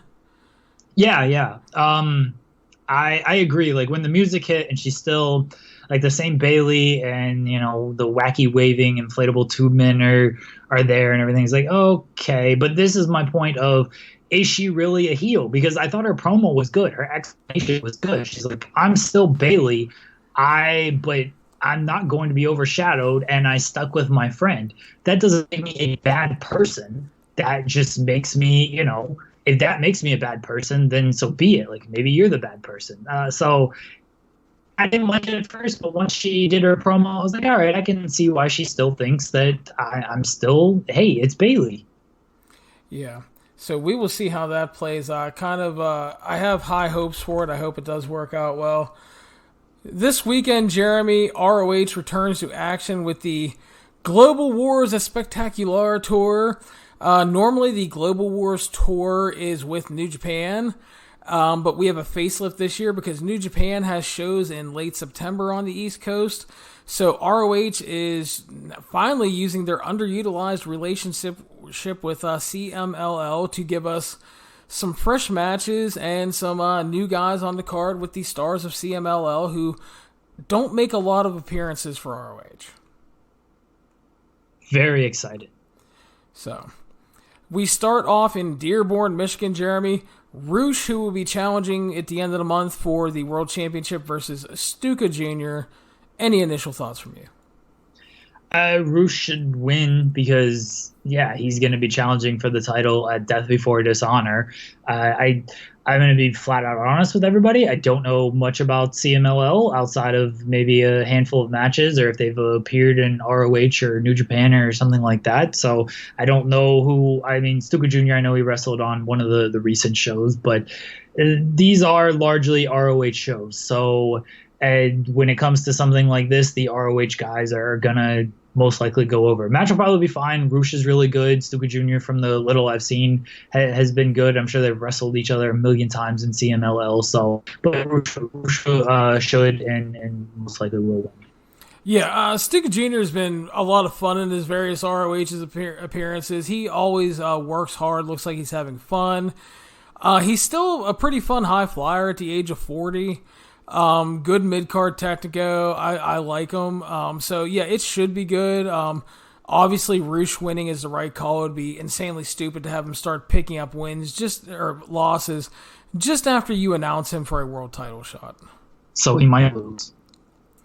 Well, knowing Bully Ray and the Lizard, man, who the fuck knows? We're going to talk about some stupid ROH stuff when we get to a certain match. All right, so next up is Joe Hendry and Dalton Castle versus Jay Lethal and Jonathan Gresham. Hendry and Castle kind of kicked off a feud in Atlanta and Nashville, but they had pretty much a cold confrontation to start the first night because I think ROH just assumed everybody would know who Joe Hendry was, and Joe Hendry came out and said his name and was waiting for people to say so prestigious or whatever, and nobody said anything. So Dalton Castle just made fun of him. He's like, "Are you just saying your name?" and like over and over again. So yeah, so they worked an oddball tag the next night, beat Eli Isom and Cheeseburger. So now they're continue on with the tag team partners that don't really get along for reasons.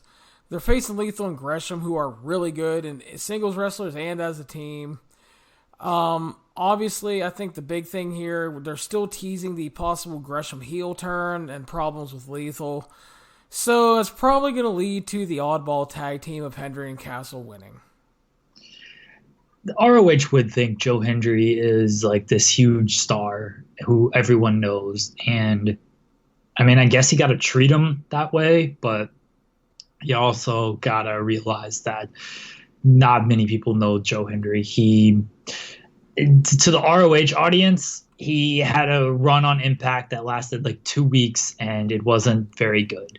I don't know how much ROH fans are watching like his stuff in World of Sport or wherever else he's appeared on in the UK. I figure Hendry and Castle will win this match because they're doing something with these guys. No offense to Lethal and Gresham. I love both of these guys. They should be doing more with both of these guys. And I know they are teasing the heel turn with Gresham. And once that happens, like awesome. But they also just feel like guys you can count on, but they don't really have an idea of what they're doing right now. So they're just going to put them in this match, whereas there's more of a concrete plan with Castle and Hendry as the oddball tag team partners who will eventually have a match at some point. Hendry and Castle winning makes sense to me. Kenny King versus Jeff Cobb versus Tracy Williams. Jeff Cobb should win because he's got a future title shot, I think. I feel like so many people have future title shots right now. But Jeff Cobb wins or at least doesn't take the loss. But let's be honest, it's Tracy Williams and Kenny King. Just haven't beat one of these guys.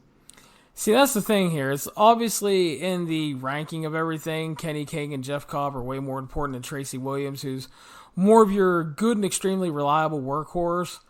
The thing is that since Cobb does have a title shot, I am expecting Kenny King to win here, pinning Williams, because the feeling will be that Jeff Cobb doesn't need to win since he does have that title shot. So as long as he doesn't get pinned, it's okay. Which I'm so fine with. Dumb. No, that's dumb logic. Like, just if the guy has a title shot and you have two disposable characters, let's be honest, Kenny King, he's not good. Tracy Williams he's a good hand, but they clearly don't see him as you're getting a chair shot, fucker. You called him a good hand. Yeah, well, they don't. That's lower than I think Cody called Sean Spears a great hand. But they don't see him anything higher than a mid card right now. Like, put the guy over who is getting the title shot and make him mean something. This is very Hangman Page, Kip Sabian. Like, why would you have it go 20 minutes? Just have the guy who is scheduled for a big match look strong. Don't have him be the third party in this match. ROH has been trying to make Kenny King for what seems like 20 years. I know. I don't get it. I really don't get it. And then when they kind of do make him by having him win the G1 Rumble, they fucking throw him into the triple threat match instead of giving him a one-on-one shot, which I'm fine with because Matt Taven and Kenny King headlining a show, I mean, their business is bad as it is. That would have killed it even further. But still, like, this company is so bad at making people, and we're going to get to that. We're going to get to that when we talk about the world title match on this tour, because we got thoughts. But yeah, this company is just so bad at making people. You've got Jeff Cobb right there. Just have him beat these dudes. Have him beat both of them. Pin them both. Yeah, double tour of the islands, man. Yeah. Take them out. No, I mean, I think he should win, but I mean, I'm telling you, Kenny King they think he's a guy, so... Oh, I know. So next up is a match that I think could be potentially be great. Jay Briscoe in singles action versus Bandito. I'm really looking forward to this match. I love both of these guys, and you know the Briscoes have been a tag team forever, but I'm sure longtime ROH fans know that they've had singles runs and they've been very good as well. They've been world champions. So, yeah, I'm looking forward to this match. You know, give them some decent amount of time, cut them loose, and it should be great. Bandito probably wins because why not? Well, Lifeblood does have a tag title shot coming up against the Briscoes, so I think it would make sense. That's why I have him winning. But, yeah, I really like this one because Jay Briscoe is still a really good singles guy that we don't get to see in a lot of singles matches these days. Bandito, obviously great. So Jay Briscoe brings that kind of great wild brawling aspect. Bandito will bring a lot of flash and high risk stuff to it. Just a lot of potential to be great here. Probably the best match on paper on this opening card, I think, by a pretty far margin, actually. Yeah, I think Bandito wins here. It could be even by DQ because the Briscoes have an MO for doing that a lot in their singles matches, which is still okay because it advances that upcoming feud and everything. Yeah, if Mark is, I guess he's working with a knee injury. I'm sure he could still run in and do a DQ, or Jay could just whack him with a chair. Yeah, exactly. Next up, one of the most consistent acts in all of ROH in 2019, Jeremy. The fully united Villain Enterprises versus Okamura, Rey Bucanero, Hechicero, and Barbaro Carbonario, the Wild Caveman. Real quick, a little background on the CML guys if you don't know. Okamura is 47, has been working since 93. Former All Japan Pro Wrestling trainee, and he's also an important player actually in the CMLL New Japan Pro Wrestling partnership. He's basically a go-between interpreter and kind of like a host to the New Japan stars when they work in CMLL. So kind of like an office guy in that regard. Bucanero's 45, working since 91. Best known for his great tag team with Ultimo Guerrero. Hechicero's been around CMLL since 2013. Barbonaro is 25. Absolute fucking wild caveman who is awesome. For me, it's going to be interesting to see how Flip works here because he's coming off of the elbow injury. He has a singles match on this tour as well. So hopefully he's healed up and ready to go because if not, that could make things a little rough.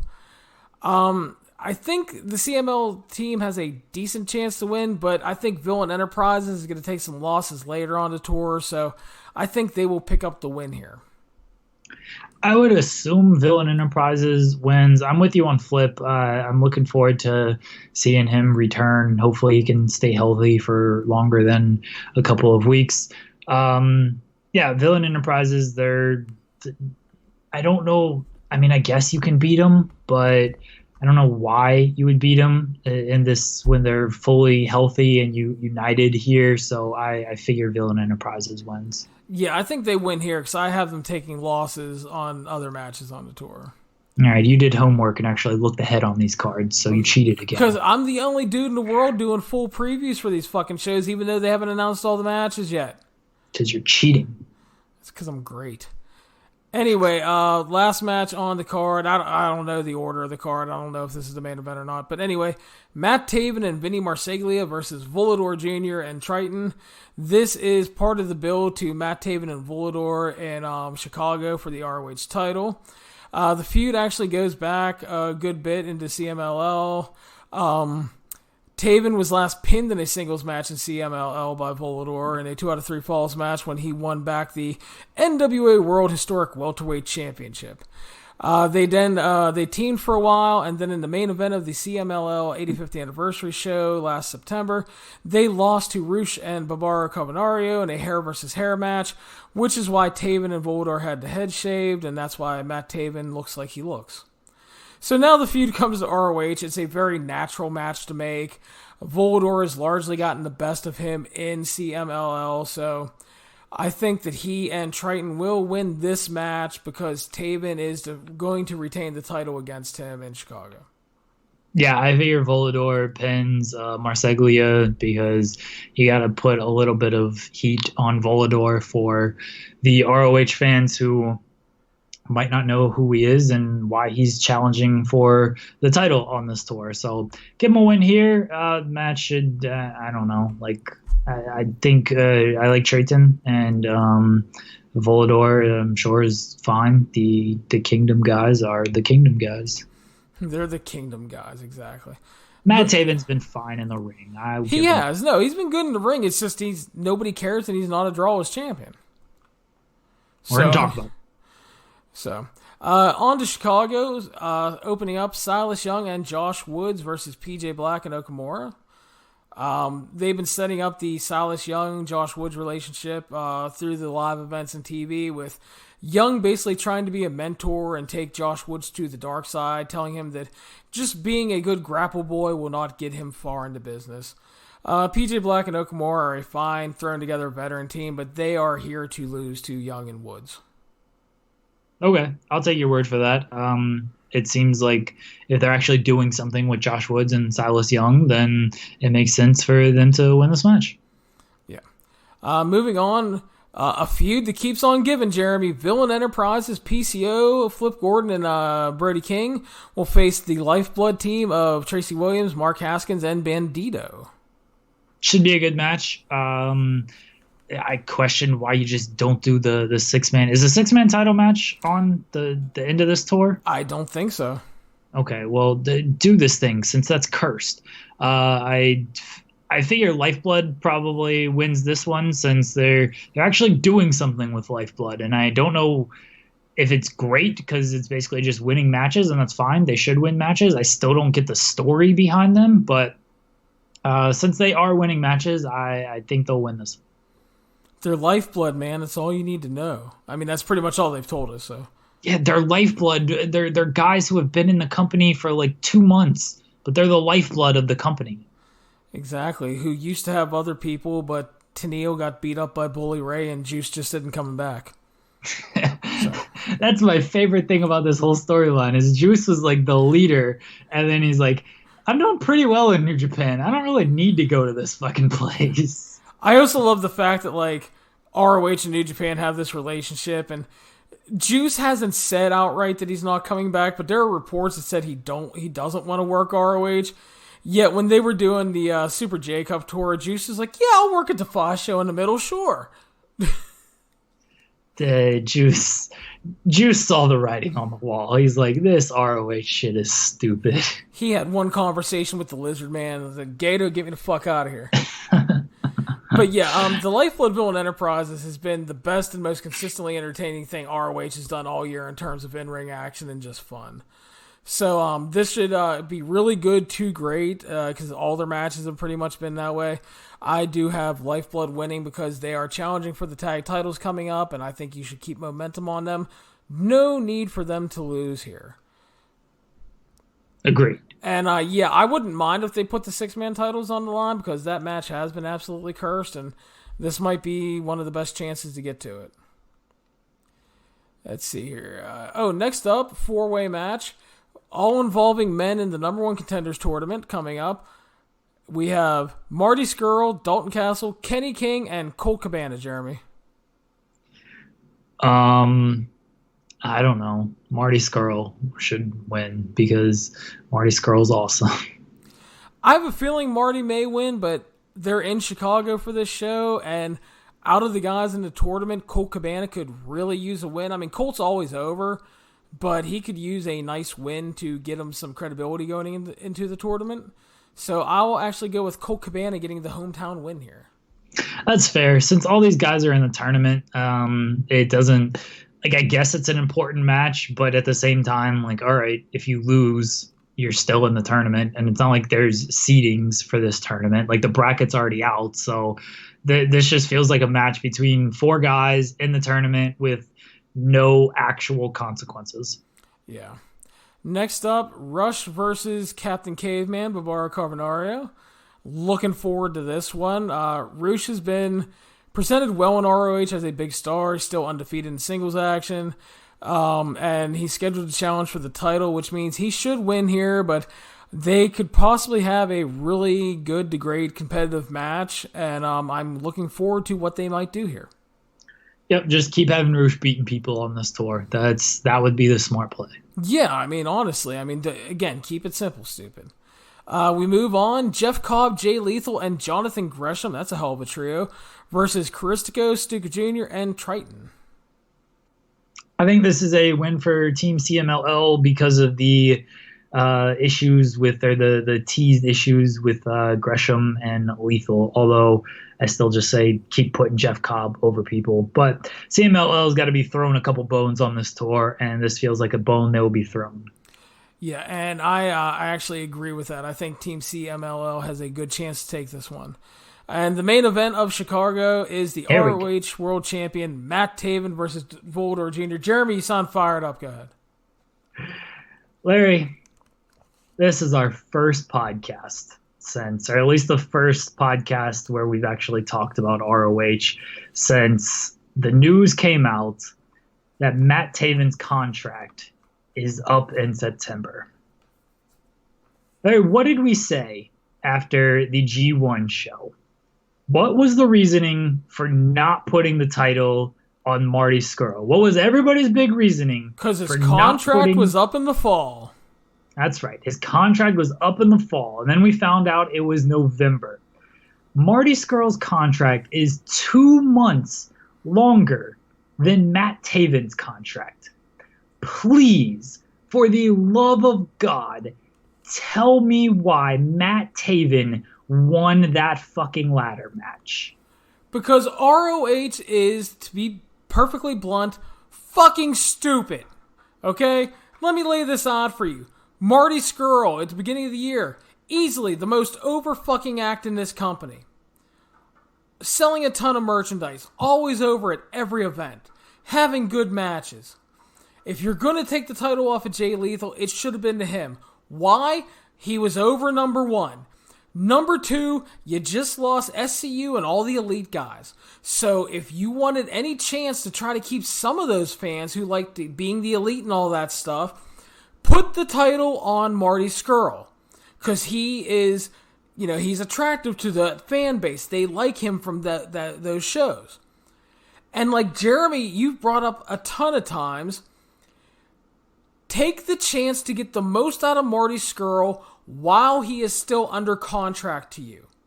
Just because his contract is running out in November doesn't mean you couldn't give him a 5 or 6 month title run.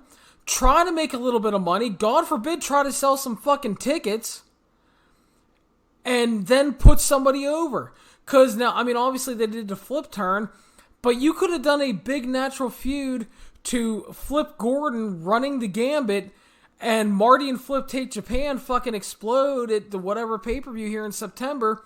Flip Gordon becomes the champion, and then you transition to Jeff Cobb or someone else later. You could have done a ton of things. You had a chance to keep some interest. You had a chance to make some money.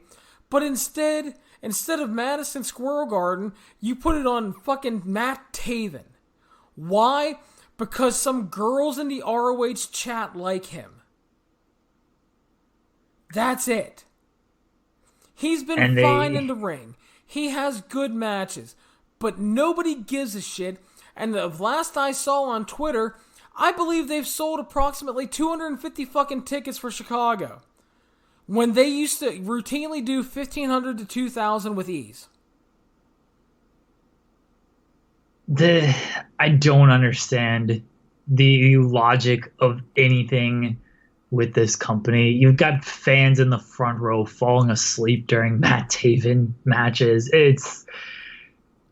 Look, we've banged on the it should have been Marty drum many, many times on this podcast, and everyone said, okay, well, they couldn't do it because of Marty's contract.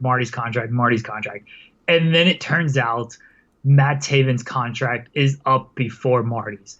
There is literally no good reason why you put the belt on Matt Taven over Marty Scurll. None.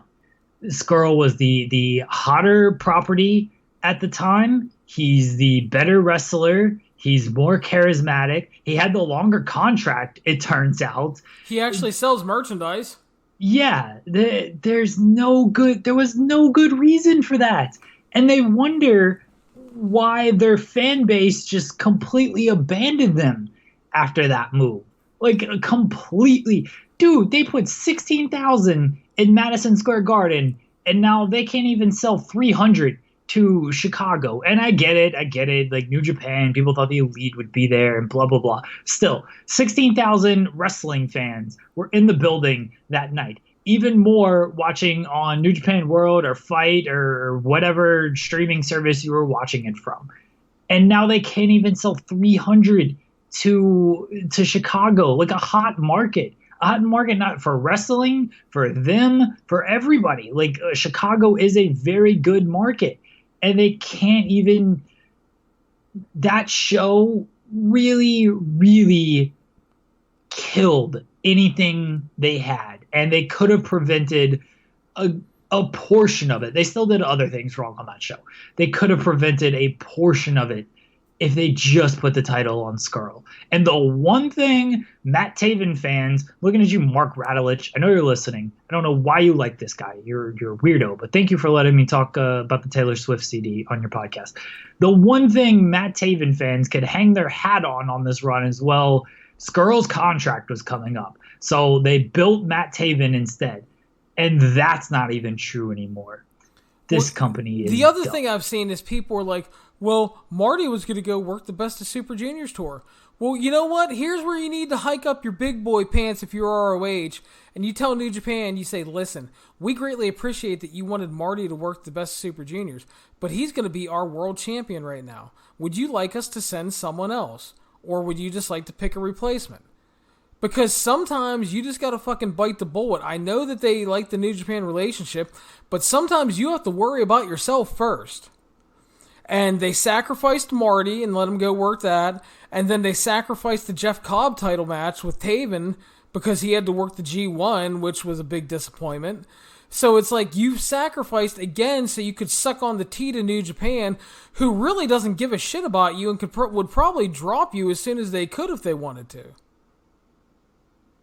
Yeah, the only other thing that, you can kind of say about why they did this is everyone knew Marty was most likely leaving when his contract was up.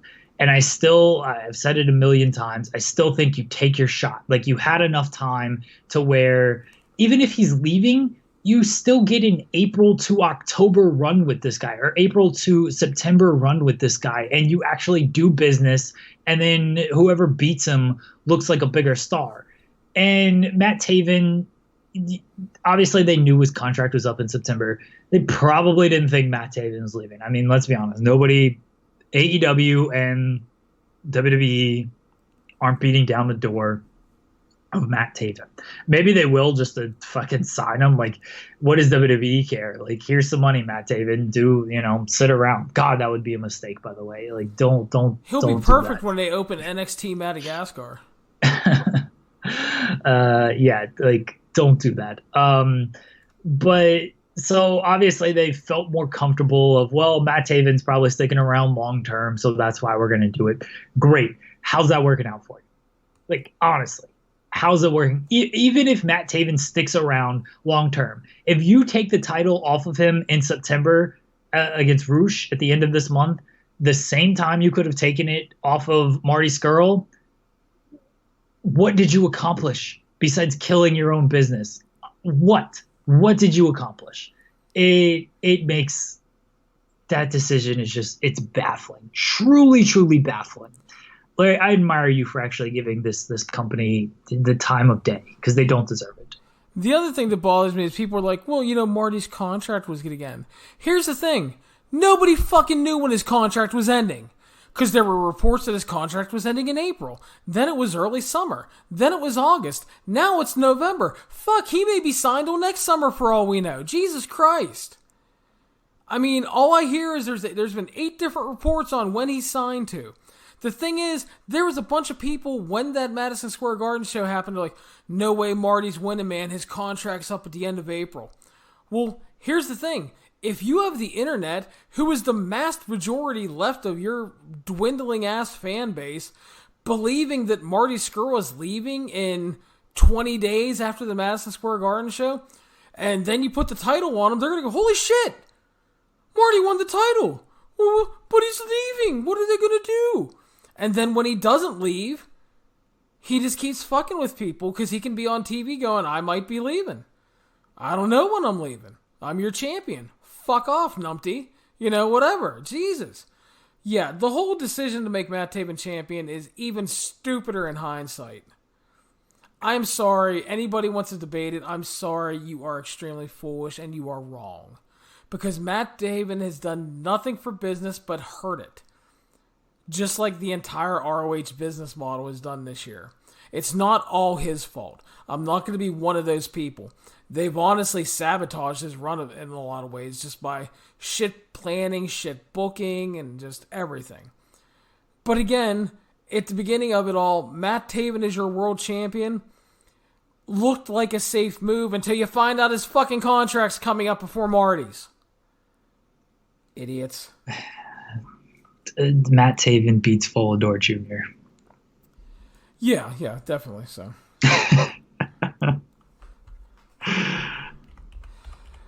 So we move on to the last night of the tour, Jeremy, in Milwaukee, Wisconsin, or as it's pronounced, Milwaukee in the Algonquin for the good land. Third show of the tour. We open up here. I don't know the order, honestly, but this is what we'll open up with. Interesting match because we'll have to see how he is. Flip Gordon versus PJ Black versus Triton. Flip could use the victory. Hopefully, again, he comes out of the first two nights a little bit unscathed and is still healthy. But Flip, he's a guy they got plans for. PJ Black, he's just a mid card guy, and Triton, he's a CML. Maybe Triton beats PJ Black. I figure either way, PJ Black's probably taking the pin here. Yeah, I think Flip should win because I feel like he needs a singles win to get back on track. Jeremy, I know here's your match of the tour coming up. Nope. The Allure versus Kelly Klein and Stacey Shadows. Next. I will do a quick breakdown because I think you'll appreciate it. Mandy Leon is possibly the greatest underwater wrestler I've ever seen. Unfortunately, on land, she's absolutely horrible. Stacey Shadows tries, but she's really bad. Love and Klein are at best passable. All I can think of looking at this match is, my God, what have I done to deserve this? I already lost a leg this year. Can't you do me a fucking solid? The Allure wins so Angelina Love can challenge for the title. I don't fucking care. Move on. Kill the ROH women's division because honestly, it's really bad. Here's the other part. You can't bring any fucking luchadores in for this goddamn tour and at least try to make it interesting? Christ. Anyway. CMLL trios match coming up here. Caristico Stuka Jr. and Volador Jr. versus Okamura Hechicero and Rey Bucanero. I think Caristico Stuka Jr. and Volador Jr. win. They are the more star-studded CMLL team. This is one of those matches, Jeremy. Don't overthink it. It's a CMLL trios tag. Let these guys do their thing. Let them get their shit in. Give them their 12 or 15 minutes, whatever they need, and don't overbook it. Yep, agreed. I'm with you that Volador, Stuka, and Crisco most likely win just because they've got the more kind of name recognition, so it'll get a bigger reaction. But just give them some time, let them sprint, and get a good reaction out of this. Yep. Again, you don't have to overthink it. Jay Lethal and Jonathan Gresham versus Silas Young and Josh Woods. Possible, Josh Woods hasn't fully turned heel yet, but he's showing signs of it. Gresham, at this point as we're recording, hasn't turned full heel yet, but that could happen on this tour. So that is the more interesting aspect of the match. Everybody's fine to good in this match. It shouldn't be bad at all. I just don't know if they're going to play up the heel turns hard on this tour. I think Lethal and Gresham might take this one, but I'm not 100% sold on it. I don't know who's going. I will go with Lethal and Gresham. I think this match could be okay. I'm a big fan of Lethal and Gresham, and Silas Young's fine, and this pairing with Josh Woods has a little bit of potential, so this match could be a slight sleeper. Yeah, I don't think it'll be bad at all. I mean, Mike could be like average at best, but I mean, it'll probably be good because Jay and Gresham are really good, and Young plays really well off of Jay Lethal and Gresham as well because he's worked with him a lot in the past. Next up, PCO and Brody King face the Bouncers. Should be a Villain Enterprise. They're going to take a loss here and there, but this should be a good win for them to give them a little momentum in the tag title ranks. Match should be okay, probably not great, but you never know. PCO might do something really crazy, and King might Gonzo bomb someone on their head. So, although that'd be really impressive if he fucking Gonzo bombed Bruiser Malonis. Yeah, really. Villain Enterprises wins, and unfortunately, everyone loves PCO and Brody King, but they're working the bouncers, and you can only do so much with them. Yeah, at least the good news here is the bouncers are over. The crowds love them, so that is the good thing. So at least the crowd should be into it. Tag team action continues. Jeff Cobb and Roosh, your upcoming title challengers, versus Matt Taven and Vinny Marseglia, who is the Chase Owens of his team, here to take the pin. You would think they're probably going to have Taven beat Roosh. Christ.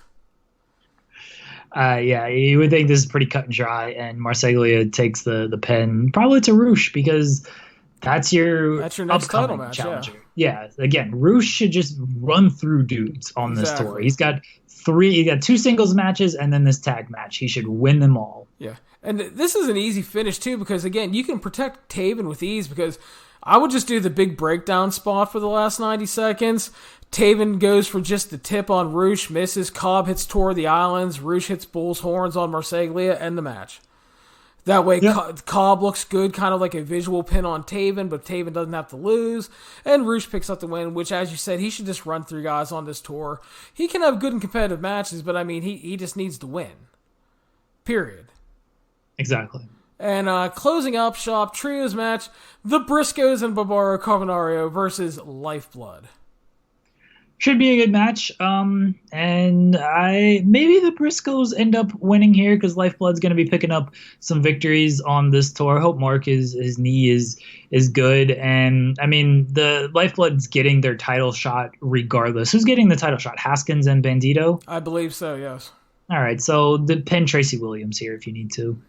Yeah, that's definitely that's a fair finish, honestly, and it would probably help, honestly, if Carbonaro got the win, because I don't think he's going to win a lot on the tour, and you can have the Briscoes take out the other guys on the floor and shit like that, but yeah. No, that's fine. But yeah, I think that one has a lot of potential, because Carbonaro is absolutely insane, and him and Bandito will probably do a lot of cool shit. So, are we done with ROH? We are done, Jeremy. You have anything else to add about this tour? Yeah. Where is my man Shane Taylor? How do you have this tour without the best wrestler in the world, the television champion, should be the world champion, should have put the title on him in Madison Square Garden, Shane Taylor. This is why ROH business is in the tank, because they don't know how to use their best wrestlers. Yeah, it seems like they're playing this up for an angle, but yeah, it is kind of shitty that he's not on the tour, dude, because I actually would like to see Shane Taylor, like, wreck some small luchadors. Shane Taylor should wreck all of these dudes. He should be beating Matt Taven for the fucking title. Well, sure. I wouldn't be opposed to that, just because it's Matt Taven, and I'm done with Matt Taven, so hopefully I'll be done with Matt Taven in the end of September. He's going to go to NXT, and he's going to shift the Wednesday Night Wars, according to Sports Illustrated. Really? Oh, dude. You didn't read that article? It was so bad. It was the report on when Skrull's contract ended, and everyone knew it was in November, which is weird. Like, people have been talking about November for months now. But half of the article, which is supposed to be a report on when Marty Skrull's contract is up, is literally talking about Matt Taven in NXT and saying, oh, he should reunite with Mike Kanellis, and like, look what that would do for NXT's tag division against AEW. Like, what in the fuck does this have to do with Marty Skrull's contract? Just one of the dumbest articles. Like, it was a report / opinion, and anyone who kind of knows like news, like, either report the news or write an opinion column. Don't mix both. It was so dumb. But yeah, Sports Illustrated, Justin Barrasso thinks that Matt Taven is going to shift the Monday Night Wars to wherever he goes. Well, and I know the connotation that goes with this, but with all due respect, that may be the stupidest fucking thing I've ever heard. He might shift the Monday Night Wars if he goes to NXT. People are like, "Oh, fuck this! I'm watching AEW." Yeah, maybe they can bring him in and reunite the Kingdom, and he can be Maria's baby daddy. That'd be great. Oh God! Stories with a Z. Don't give them any ideas. So Matt Taven just re-signed with ROH and keep killing their business. We don't need you in anywhere else. Well, Jeremy, that brings us to the end for now. I want to thank everybody for listening, and thank you for going through the ROH talk. I know it's not your favorite, but I appreciate it. God, I've got to ask for a bonus. Fair enough. Remember, this is the 411 on Wrestling podcast. You can follow us on iTunes, Stitcher, Spotify, Google Play, YouTube, and of course the 411mania.com website. Please make sure to subscribe, share us around on social media, and if you have a chance, please leave us a 5-star review on iTunes. Jeremy and I will be back, I think, Sunday night. We will talk about the shows, do some New Japan previews, and we'll have a good time. Jeremy, thank you as always, buddy. Yes, I'm looking forward to Sunday night and the New Japan talk. Fair enough, man. Talk to you later. Bye.